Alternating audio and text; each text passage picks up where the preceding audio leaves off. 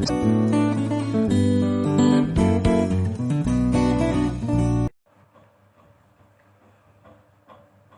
প্ৰিয় ছাত্ৰ ছাত্ৰীসকল, যোৱাকালি আমি ভাৰতীয় সংস্কৃতি হেম বৰুৱাৰ এই পাঠটোৰ ওপৰত কিছুখিনি আলোচনা কৰিছিলোঁ। তোমালোকে নিশ্চয় আলোচনাখিনি চাই পেলাই পাঠটো বুজিব পাৰিছা আৰু পাঠটোৰ লগত সংগত প্ৰশ্নখিনি মই কৈছোঁ যে প্ৰশ্নখিনিৰ উত্তৰ তোমালোকে ভিডিঅ'টো চালেই গম পাবা। মই স্পষ্টভাৱে কৈ গৈছোঁ, গতিকে তোমালোকে চাগে সেইখিনি বুজি পাইছা। মই প্ৰশ্নখিনিৰ উত্তৰ টু দি পইণ্ট কৈ দিব পাৰোঁ, কিন্তু মই ক'বলৈ ইচ্ছাটো প্ৰকাশ কৰা নাই এটা কাৰণতেই, যদি মই প্ৰশ্নকেইটাৰ উত্তৰকেইটা চিধা চিধি কৈ দিওঁ তেতিয়াহ'লে তোমালোক কেৱল উত্তৰকেইটা লৈ পেলাই সন্তুষ্ট হৈ থাকিবা।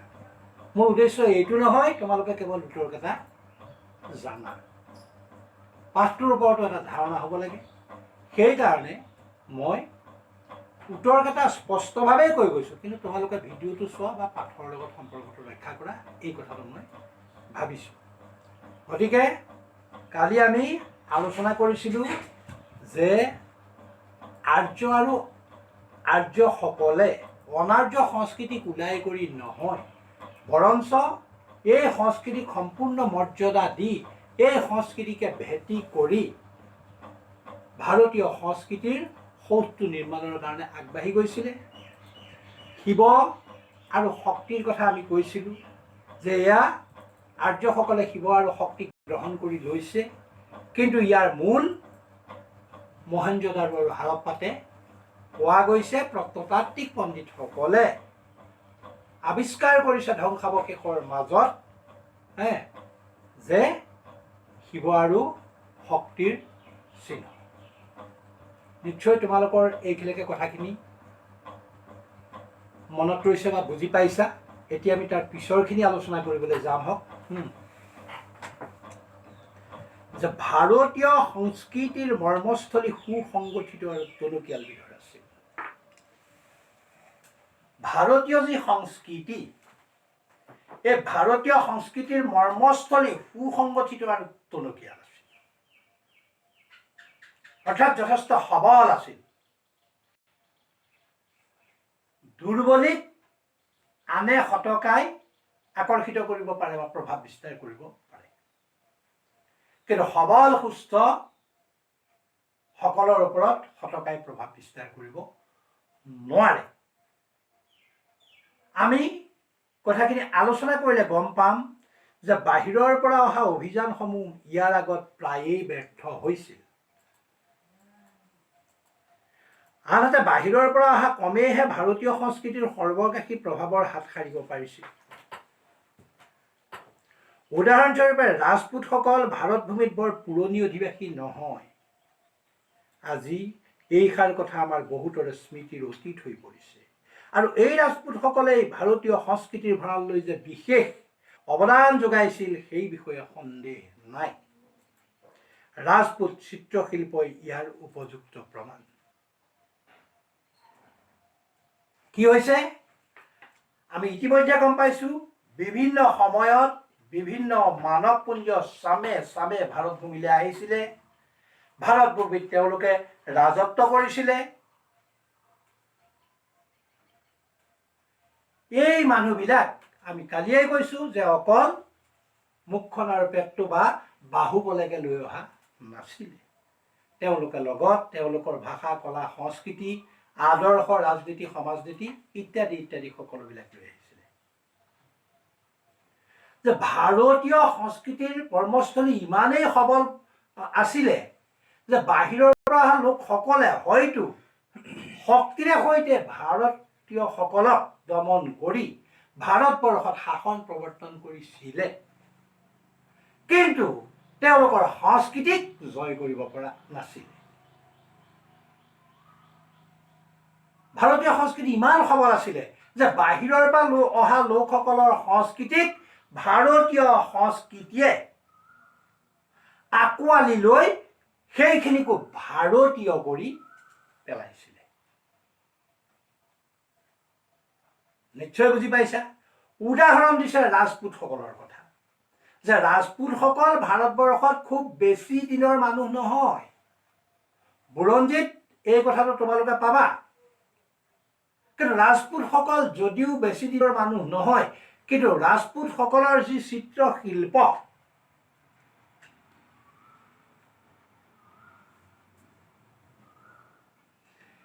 এই চিত্ৰশিল্পই ভাৰতীয় সংস্কৃতিলৈ, ভাৰতীয় চিত্ৰশিল্পলৈ যথেষ্টখিনি অৰিহণা আগবঢ়াই দিছে। আৰু সেইখিনি ৰাজপুত চিত্ৰশিল্প হিচাপে নহয়, সেইখিনি ভাৰতীয় চিত্ৰশিল্প হিচাপেহে প্ৰচাৰ আৰু প্ৰসাৰ লাভ কৰিছে। আমি চিনি পাইছোঁ। সেনেকৈ আমি গম পাইছোঁ যে ভাৰতীয় সংস্কৃতিৰ মৰ্মস্থলী কিমান সুসংগঠিত আছিলে আৰু কেনেকৈ ই সকলো ধৰণৰ সংস্কৃতিক সাৱটি লৈ ইয়াৰ কলেবৰ বৃদ্ধি কৰিছিলে আৰু সকলোকে ভাৰতীয় কৰি পেলাইছিলে। এনেধৰণে প্ৰতি ক্ষেত্ৰতে ভাৰতীয় সংস্কৃতিৰ সমন্বয় সাধন হৈ হৈ গৈ আছে। আৰু ভাৰতীয় সংস্কৃতি সুন্দৰ সুঠাম আৰু ই যিমানবিলাক সংস্কৃতি অৱদান পাইছে বাহিৰৰ পৰা, সেই গোটেইখিনিকে ভাৰতীয় কৰি নিজৰ লগত মিলাই লৈ গৈছে। ভাৰতৰ বুৰঞ্জীত কেনেকৈ স্থানীয় আৰু বহিৰাগতৰ মাজত এটা সাংস্কৃতিক সমন্বয় গঢ়ি উঠিছিল তাৰ অলেখ প্ৰমাণ আছে। আৰম্ভণিতে আমাক কৈছে যে ভাৰতীয় সংস্কৃতি সমন্বয়ৰ সংস্কৃতি। এই সমন্বয় কেনেকৈ হৈছিল তাৰ অলেখ প্ৰমাণ ভাৰত বুৰঞ্জীৰ পাতে পাতে আছে। ভাৰতীয় সংস্কৃতি সমন্বয়ৰ সংস্কৃতি, সকলো ক্ষেত্ৰত সমন্বয় সাধন হৈছিলে, এই কথাৰ প্ৰমাণ আমাক বুৰঞ্জীয়ে দিয়ে যে ভাৰত বুৰঞ্জীত কেনেকৈ স্থানীয় আৰু বহিৰাগতৰ মাজত এটা সাংস্কৃতিক সমন্বয় গঢ়ি উঠিছিল। ভাৰতবৰ্ষৰ স্থানীয় সংস্কৃতি আৰু বাহিৰৰ পৰা অহা সংস্কৃতিৰ মাজত কেনেকৈ এটা সমন্বয় সাধন হৈছিল, সেয়া বুৰঞ্জীৰ পাতে পাতে আমি দেখিবলৈ পাওঁ। উদাহৰণস্বৰূপে দ্ৰাবিড় আৰু আৰ্য সংস্কৃতিৰ কথা উল্লেখ কৰিব পাৰি। দ্ৰাবিড় সমাজত প্ৰচলিত কিছু দেৱ দেৱীকে আৰম্ভ কৰি ধৰ্ম পদ্ধতি বিশেষকৈ আৰ্য সমাজে গ্ৰহণ কৰিছিল। সেইদৰে দ্ৰাবিড় পুৰোহিত শ্ৰেণীকো আৰ্য ব্ৰাহ্মণ সমাজৰ মৰ্যাদা দি অন্তৰ্ভুক্ত কৰি লৈছিল। এইখিনিতেই সৰ্বপৰি ৰাধা কৃষ্ণনে দিয়া কালীয় দমনৰ ব্যাখ্যা মন কৰিবলগীয়া। ই আৰ্যই অনাৰ্যক সংস্কৃত কৰাৰ প্ৰতীকধৰ্মী নৃত্য। এনে উদাহৰণ বহুত আছে বুলি কৈছে যে ভাৰতীয় সংস্কৃতিয়ে যে বহিৰাগত সংস্কৃতিক নিজৰ কৰি লৈছিল, এইটো কেনেকৈ আমি অনুভৱ কৰিব পাৰোঁ, প্ৰমাণ পাব পাৰোঁ। ইতিমধ্যে ৰাজপুত চিত্ৰশিল্পৰ কথা কোৱাই হৈছে। আকৌ কৈছে কি বুলি, দ্ৰাবিড় আৰু আৰ্য সংস্কৃতিৰ কথা। আমি কৈছোঁ আৰ্যবিলাক অহাৰ আগতেই ইয়াত অনাৰ্যসকলে, দ্ৰাবিড়সকলে বসবাস কৰি আছিল। যেতিয়া আৰ্যসকল আহি ভাৰত ভূমিত সোমালহি, আৰ্যসকলৰ এটা সবল সুস্থ সংস্কৃতি আছিলে, কিন্তু সেই সংস্কৃতিৰ গ্ৰাহত ভাৰতীয় সংস্কৃতি নপৰিল, বৰঞ্চ ভাৰতীয় সংস্কৃতিৰ লগত সেই সংস্কৃতি সমন্বয় সাধন হৈ এটা নতুন সংস্কৃতিহে গ্ৰহণ লৈ উঠিল। এটা নতুন ধাৰাৰ সৃষ্টি হ'ল ভাৰতীয় সংস্কৃতি। যে ইয়াত কৈছে যে দ্ৰাবিড় সমাজত প্ৰচলিত কিছু দেৱ দেৱীক আৰম্ভ কৰি ধৰ্ম পদ্ধতি বিশেষকৈ আৰ্য সমাজে গ্ৰহণ কৰিছিল।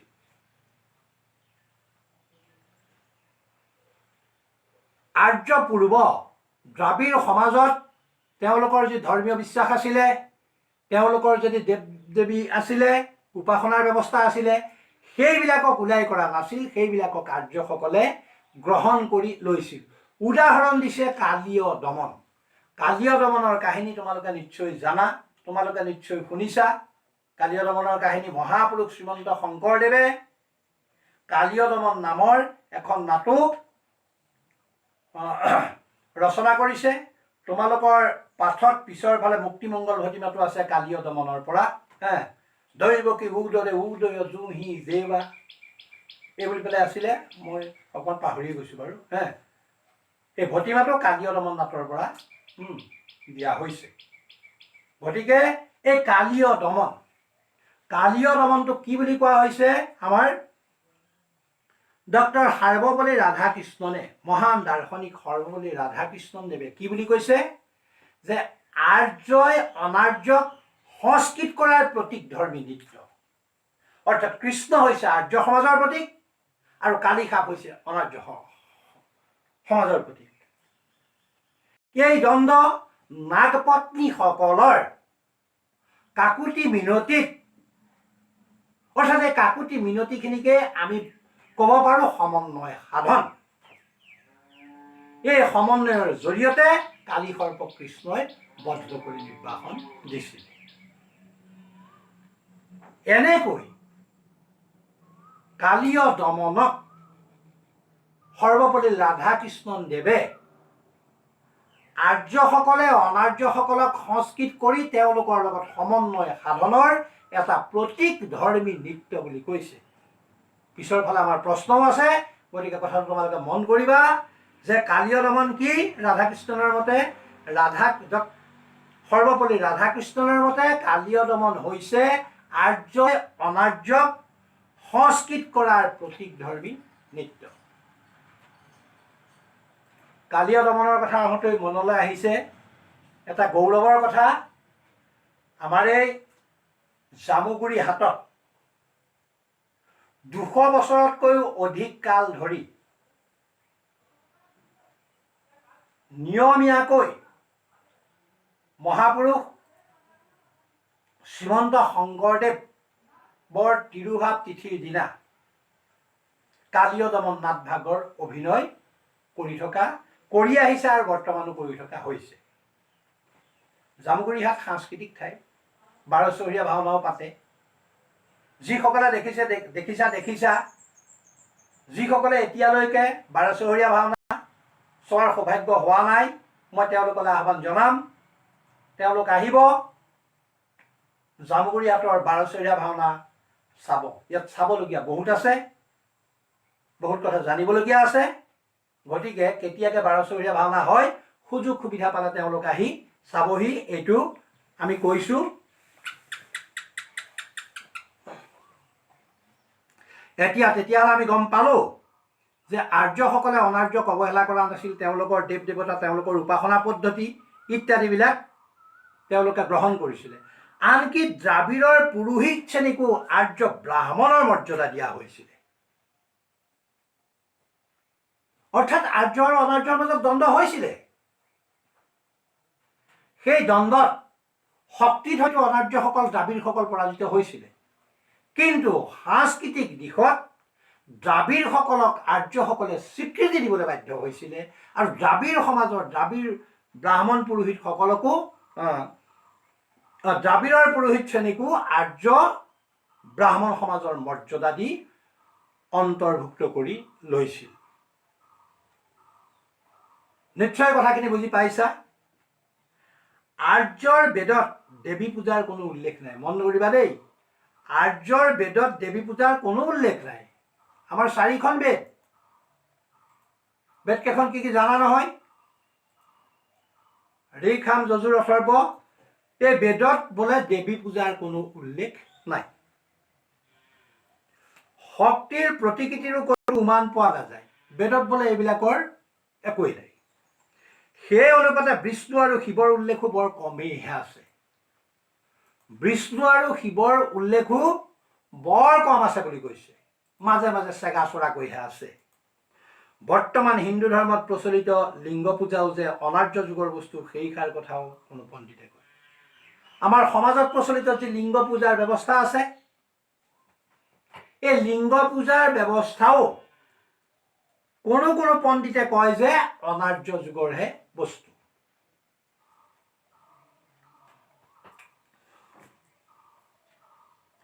হিন্দু শ্ৰাদ্ধবিধিও অনাৰ্য যুগৰ অৱদান। আমাৰ মৃতকৰ উদ্দেশ্যে যি শ্ৰাদ্ধবিধি সমাপন কৰা হয়, এই শ্ৰাদ্ধবিধিও বোলে অনাৰ্য যুগৰহে অৱদান। মন কৰিবা সমন্বয় কেনেকৈ হৈছে, সমন্বয় কেনেকৈ সাধন হৈছে। এইবিলাক বৰ্তমান আমি পালন কৰি আহিছোঁ। আমি সেইবিলাক নীতি নিয়ম সদাচাৰ আমি অতি আগ্ৰহৰ আস্থাৰে সৈতে পালন কৰি আহিছোঁ। কিন্তু এইবিলাক মূলত আৰ্যৰ নহয়, অনাৰ্য যুগীয়া বুলি কৈছে। কিন্তু সেইবিলাকক আৰ্যসকলে গ্ৰহণ কৰি লৈছিল, আৰ্যীকৰণ কৰি। অৰ্থাৎ যিটো আমাৰ কালীয় দমনৰ ক্ষেত্ৰত কোৱা হৈছে আৰ্যই অনাৰ্যক সংস্কৃত কৰাৰ প্ৰতিধৰ্মী নৃত্য। ঠিক তেনেধৰণে ভালখিনিক গ্ৰহণ কৰিছিলে, বেয়াখিনিক বৰ্জন কৰি গ্ৰহণ আৰু বৰ্জন আদান প্ৰদান লোৱা দিয়াটোৱে মূল কথা সংস্কৃতিৰ। গতিকে এই ব্যৱস্থাটো চলি সমন্বয় সাধন হৈছিলে। অনাৰ্য সমাজত আজিও মৃতকৰ উপাসনা চলে। মৰিশালীত খাদ্যদ্ৰব্য আদি কৰি ব্যৱহাৰৰ আন বস্তু সম্ভাৰ আজিও উৎসৰ্গা কৰা হয়। আৰ্য আৰু অনাৰ্যৰ সমন্বয় এটা ক্ৰমবৰ্ধমান গতি পদ্ধতিৰ জৰিয়তে সম্ভৱপৰ হৈছিল। ই হঠাতে হোৱা বস্তু নহয়, গম পালানে? কিন্তু এটা কথা মন কৰিব লাগিব, ই হঠাতে হোৱা নাছিলে। আৰ্যবিলাক আহি গ'ল, আগৰ পৰা এওঁলোক আছিলে, দুইটা মিলি গ'ল, এনেকুৱা কথা হোৱা নাছিলে।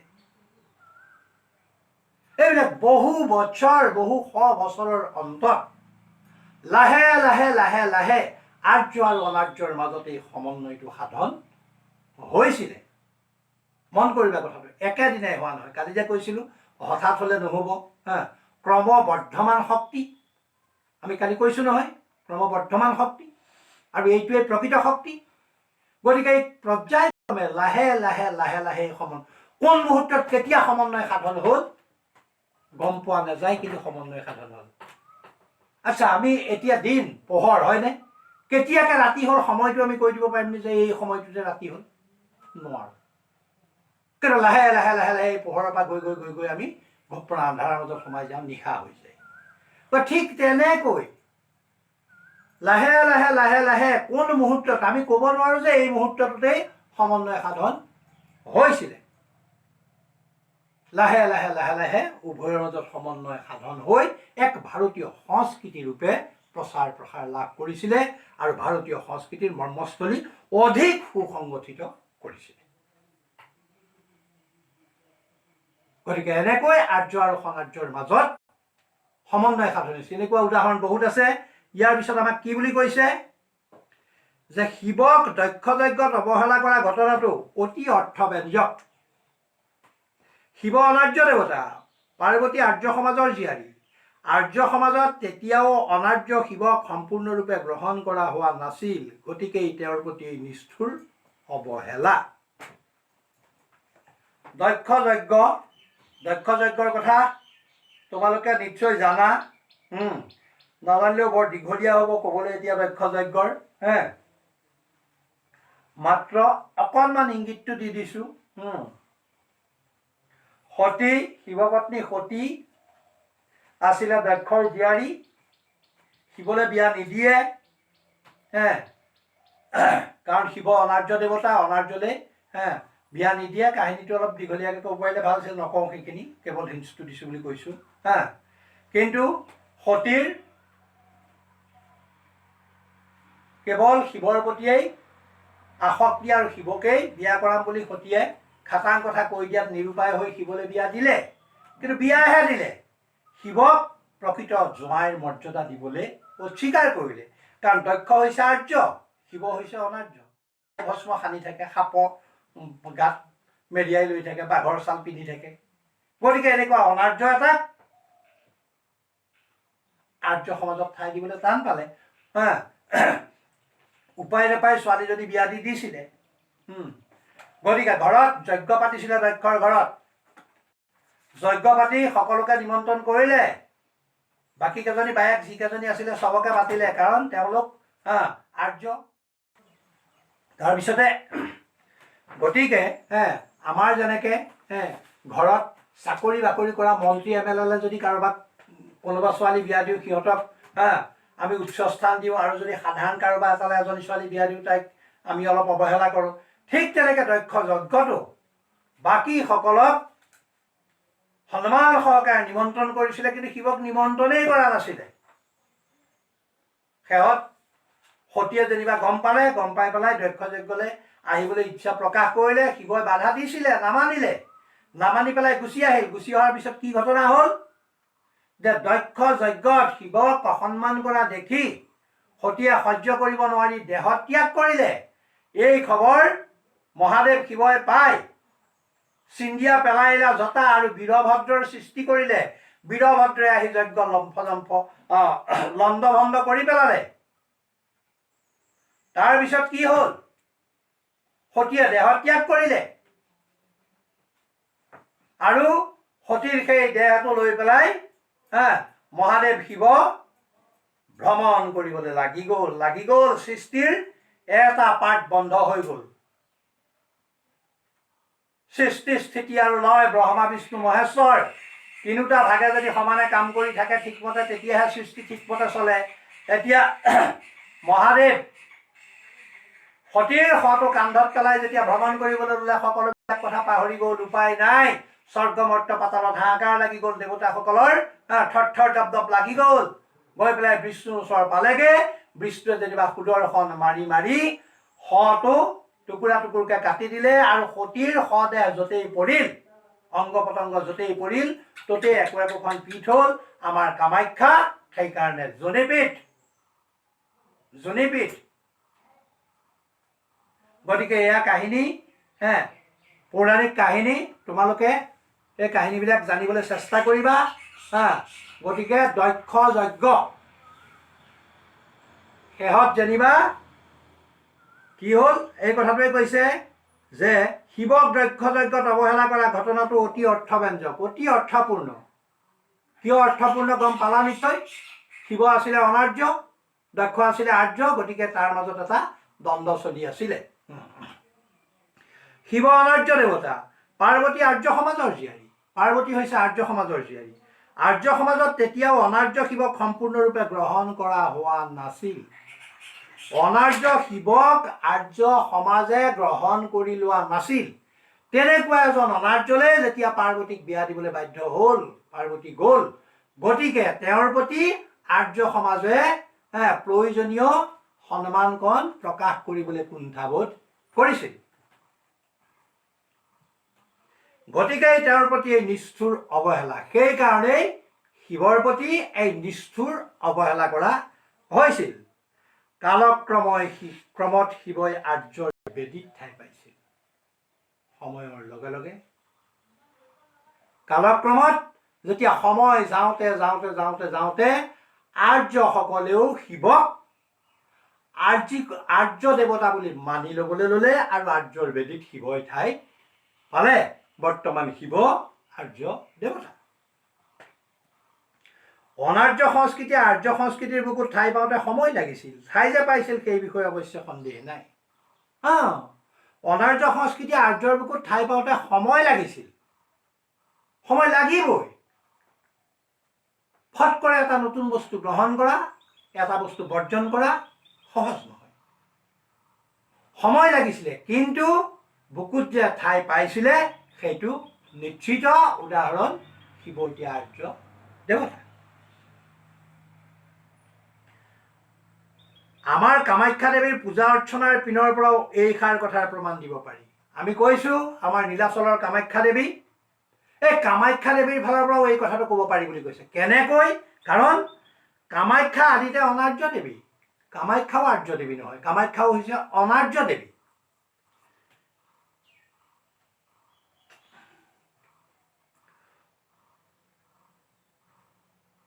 অৱশেষত আৰ্য সমাজে কালী বা দুৰ্গাৰ ৰূপান্তৰ হিচাপে ইয়াক গ্ৰহণ কৰিছিল।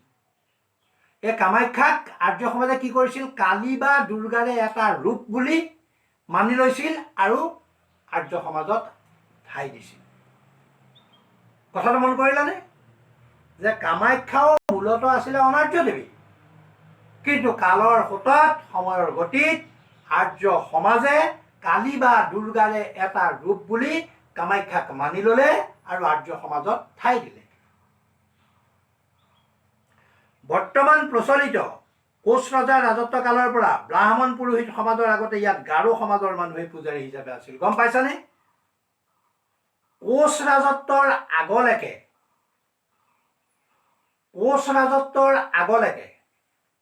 কামাখ্যাত গাৰোৰ পুৰোহিতসকল আছিল। গাৰোসকলে পূজা অৰ্চনা কৰিছিল।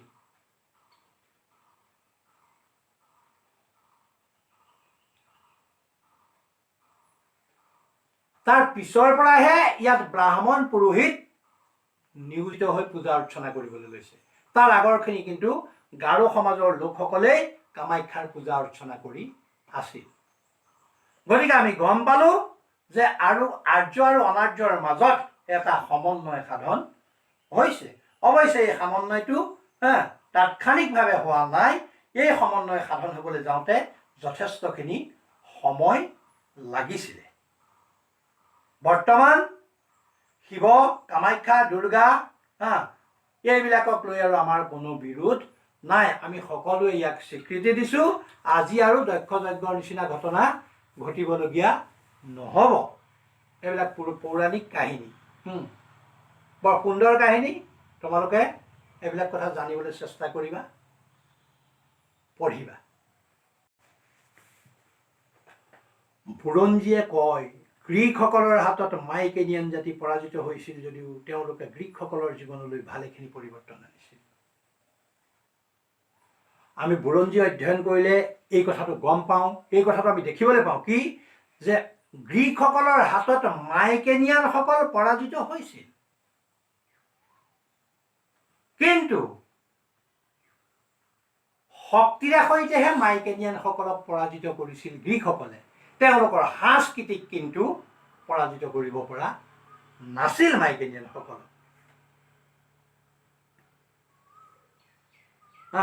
মাইকেনিয়ান জাতি পৰাজিত হৈছিল যদিও তেওঁলোকে গ্ৰীকসকলৰ জীৱনলৈ ভালেখিনি পৰিৱৰ্তন আনিছিল। শক্তিৰে সৈতে মাইকেনিয়ানসকলক পৰাজিত কৰিছিল, কিন্তু মাইকেনিয়ানসকলেহে গ্ৰীকসকলৰ জীৱনলৈ পৰিৱৰ্তন আনি দিব পাৰিছিল, কাৰণ সাংস্কৃতিকভাৱে তেওঁলোক পৰিপুষ্ট আছিল। ৰোমান সাম্ৰাজ্যবাদৰ অধীন হোৱাৰ পৰৱৰ্তী কালছোৱাত গ্ৰীকসকলৰ সংস্কৃতিৰ বিষয়েও একেষাৰ কথাকে ক'ব পাৰি। গ্ৰীকসকল ৰোম সাম্ৰাজ্যৰ অন্তৰ্গত হোৱাৰ আগতে গ্ৰীকসকলৰ বিষয়েও আমি এইটো কথাই ক'ব পাৰোঁ, অৰ্থাৎ শাৰীৰিক শক্তি, শাৰীৰিক বল আৰু সংস্কৃতি সম্পূৰ্ণ বেলেগ কথা। কোনোবা শক্তিসম্পন্ন জাতিও সংস্কৃতিৰ ওচৰত হয়তো বস মানিবলগীয়া হ'ব পাৰে। উদাহৰণ গ্ৰীক আৰু মাইকেনিয়ানসকল। ৰাজ্য জয় হৈছিল সঁচা কথা, সেই বুলি আত্মাৰ জয় হোৱা নাছিল। ৰাজ্যহে জয় কৰিছিলে, আত্মাক জয় কৰিব পৰা নাছিল।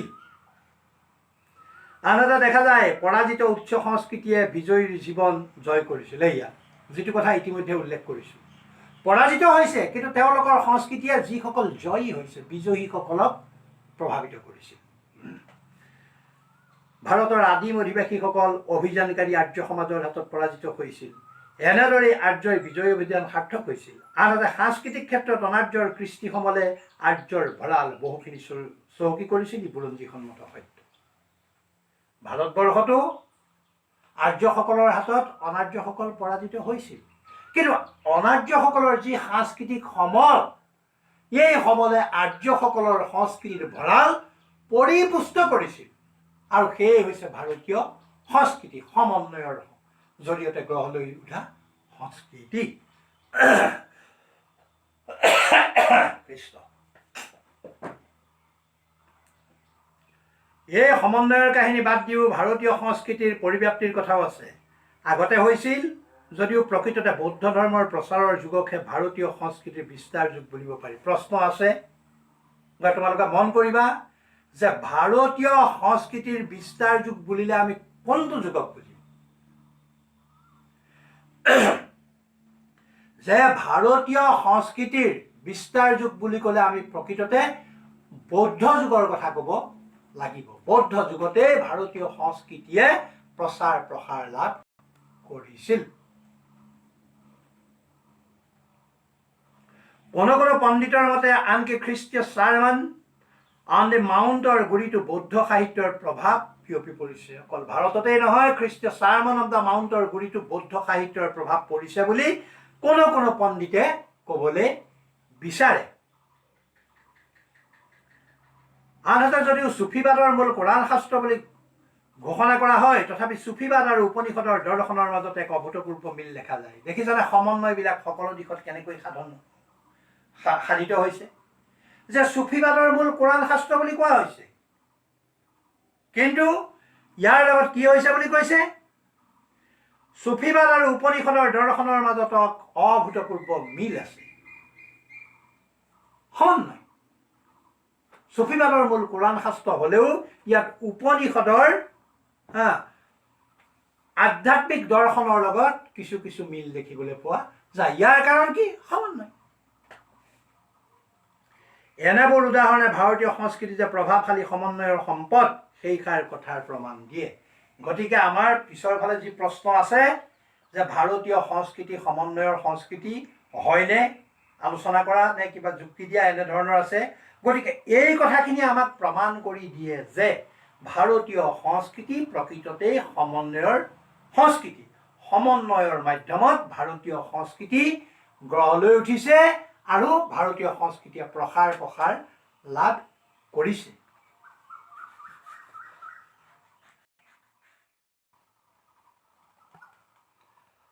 গতিকে ভাৰতীয় সংস্কৃতি যে সমন্বয়ৰ সম্পদ, এই কথাষাৰ আমি এইবিলাকৰ পৰা গম পাওঁ, এইবিলাকে আমাক প্ৰমাণ দিয়ে। এনেবোৰ কাৰণৰ বাবে আমি ভাস্কৰ্য, সুকুমাৰ কলা, শিল্প, সাহিত্য এই সকলোবোৰতে ভাৰতীয় জীৱনৰ প্ৰাণস্বৰূপ সমন্বয়ৰ ইংগিত পাওঁ। ভাৰতীয়ৰ য'তেই টুকুৰ নামাৰো কিয়, ভাস্কৰ্যই হওক, সুকুমাৰ কলাই হওক, শিল্পই হওক, সাহিত্যই হওক বা অন্যান্য দিশতেই হওক, আমি য'তেই টুকুৰিয়াই চাওঁ ত'তেই আমি দেখিবলৈ পাওঁ সমন্বয় আৰু সমন্বয়।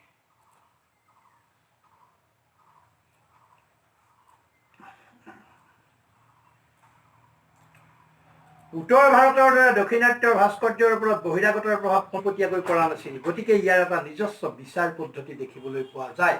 এইখিনিতে এটা কথা মন কৰিব লাগিব। উত্তৰ ভাৰতত বাহিৰৰ পৰা অহা বহিৰাগত লোকসকলৰ প্ৰভাৱ যেনেকৈ প্ৰত্যক্ষভাৱে পৰিছিলে, দক্ষিণাত্যত এই প্ৰভাৱটো প্ৰত্যক্ষভাৱে পৰা নাছিলে। গতিকে উত্তৰ ভাৰত আৰু দাক্ষিণাত্যৰ মাজত আমি কিছু কিছু ক্ষেত্ৰত নিজস্ব বৈশিষ্ট্য পৰিলক্ষিত হোৱা দেখিবলৈ পাওঁ। কথাটো মন কৰিবা, উত্তৰ ভাৰত আৰু দক্ষিণ ভাৰতত নিজৰ নিজৰ স্বকীয় বৈশিষ্ট্য কিছু পৰিস্ফুট হোৱাটো আমি দেখিবলৈ পাওঁ। কেনেকুৱা হয় আমাক উদাহৰণ দিব। উত্তৰ ভাৰতৰ দৰে দক্ষিণাত্যৰ ভাস্কৰ্যৰ ওপৰত বহিৰাগতৰ প্ৰভাৱ পোনপটীয়াকৈ পৰা নাছিল। গতিকে ইয়াৰ এটা নিজস্ব বিচাৰ পদ্ধতি দেখিবলৈ পোৱা যায়। কিয় দেখিবলৈ পোৱা যায় বুলি যদি প্ৰশ্ন কৰে আমি ক'ব লাগিব, উত্তৰ ভাৰতৰ দৰে দক্ষিণ ভাৰতত বহিৰাগতৰ প্ৰভাৱ প্ৰত্যক্ষভাৱে পৰা নাছিলে। ইয়াতো বশিষ্ঠ মুনিৰ দক্ষিণাত্যলৈ আগমন নে কি, উত্তৰ ভাৰতলৈ আগমন বুলিবৰ যিটো আখ্যান আছে, সেই আখ্যানটোৰ কথা কিন্তু ইয়াত আছে। বিন্ধ্য পৰ্বতে মূৰ দোৱাই দিছিলে, তাৰপিছত সূৰ্যৰ পোহৰ পৰিছিলে। এইবিলাক একো একোটা কিন্তু প্ৰতীকী কথা। এইবিলাক কথা তোমালোকে পিছত জানিবা, ইমান কথা ইয়াত এতিয়া আলোচনা কৰি থাকিবলৈ সময় নাই। ই ভাৰতীয় সংস্কৃতিৰ বৈচিত্ৰ্যকে ৰঙীন কৰি তুলিছে। এই যে উত্তৰ ভাৰত আৰু দক্ষিণাত্যৰ নিজস্ব সুকীয়া সুকীয়া কিছু বৈশিষ্ট্য পৰিলক্ষিত হয়, ইয়া ভাৰতীয় সংস্কৃতিক ৰঙীন কৰি তুলিছে, সুন্দৰ কৰি তুলিছে। কেনেকৈ এতিয়া ক'ব আমাক। দক্ষিণাত্যৰ ভাস্কৰ্যত কোণ আৰু সৰল ৰেখাৰ প্ৰাদুৰ্ভাৱ সৰহ, গঠনৰ বিশালতাই হৈছে ইয়াৰ আন এটা বৈশিষ্ট্য। প্ৰত্যেকটো ভংগীমাই সুকীয়া, ইয়াৰ আৰ্হিত পুনৰাবৃত্তিৰ স্থান নাই। পিছৰ ফালে প্ৰশ্ন আছে, গতিকে এই কথাকেইটা তোমালোকে মন কৰি যাবা যে দক্ষিণাত্যৰ ভাস্কৰ্যত কোণ আৰু সৰল ৰেখাৰ প্ৰাদুৰ্ভাৱ সৰহ। দক্ষিণাত্যৰ ভাস্কৰ্যৰ এটা অন্যতম বৈশিষ্ট্য কি? কোণ আৰু সৰল ৰেখা। সেইটো দক্ষিণাত্যৰ ভাস্কৰ্যৰ এটা প্ৰধান বৈশিষ্ট্য। কোণ আৰু সৰল ৰেখা। গঠনৰ বিশালতা হৈছে ইয়াৰ আন এটা বৈশিষ্ট্য। গঠনৰ বিশালতা, সূক্ষ্মতা নহয়, বিশালতা, এইটো হৈছে অন্য এটা বৈশিষ্ট্য। প্ৰত্যেকটো ভংগীমাই সুকীয়া, ইটোৰ লগত সিটোৰ মিল নাই, প্ৰতিটোৱেই বেলেগ বেলেগ, সুকীয়া সুকীয়া। ইয়াৰ আৰ্হিত পুনৰাবৃত্তিৰ স্থান নাই। ই ৰিপিট নহয়, পুনৰাবৃত্তি নহয়। ইয়াৰ প্ৰতিটো ভংগীমা সুকীয়া সুকীয়া। উদাহৰণ দিবলৈ কৈছে আমাক যে উদাহৰণস্বৰূপে কাঞ্জীভ্ৰাম মন্দিৰলৈ আঙুলিয়াব পাৰি। কাঞ্জীভ্ৰামৰ মন্দিৰৰ কথা উনুকিয়াই দি পেলাই কৈছে। কিয় কৈছে? কাঞ্জীভ্ৰামৰ মন্দিৰটো দক্ষিণাত্যত অৱস্থিত। এই মন্দিৰটোত দক্ষিণাত্যৰ ভাস্কৰ্যৰ যি বৈশিষ্ট্য, এই বৈশিষ্ট্যকেইটা পৰিস্ফুট হৈছে। কি বৈশিষ্ট্য পৰিস্ফুট হৈছে? যে দক্ষিণাত্যৰ ভাস্কৰ্যত কোণ আৰু সৰল ৰেখাৰ প্ৰাদুৰ্ভাৱ বেছি। ইয়াত আৰু কি? যে গঠনৰ বিশালতা আৰু প্ৰতিটো ভংগিমাই সুকীয়া সুকীয়া, এই বৈশিষ্ট্যখিনি কাঞ্জীভ্ৰাৱৰ মন্দিৰত আমি দেখিবলৈ পাওঁ।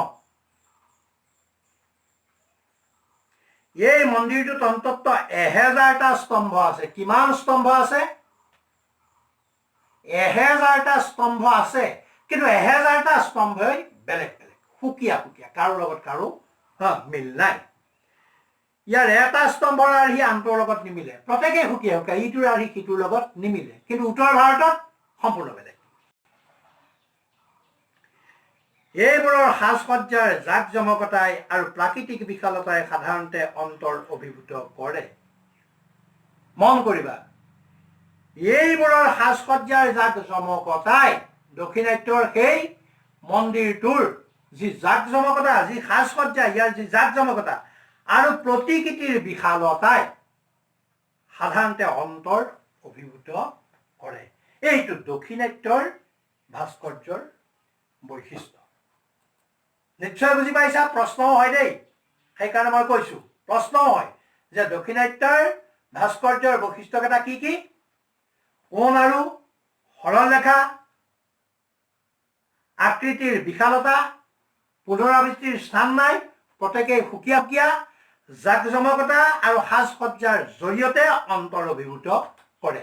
এইকেইটা হৈছে প্ৰধানতঃ দক্ষিণাত্যৰ ভাস্কৰ্যৰ বৈশিষ্ট্য।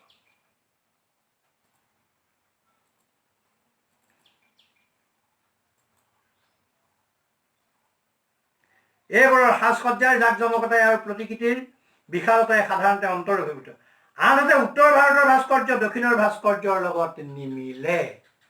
উত্তৰ ভাৰতৰ ভাস্কৰ্য দক্ষিণতকৈ বেলেগ, কাৰণ দক্ষিণত বহিৰাগত সংস্কৃতিৰ লগত প্ৰত্যক্ষভাৱে সমন্বয় সাধন হৈছিল।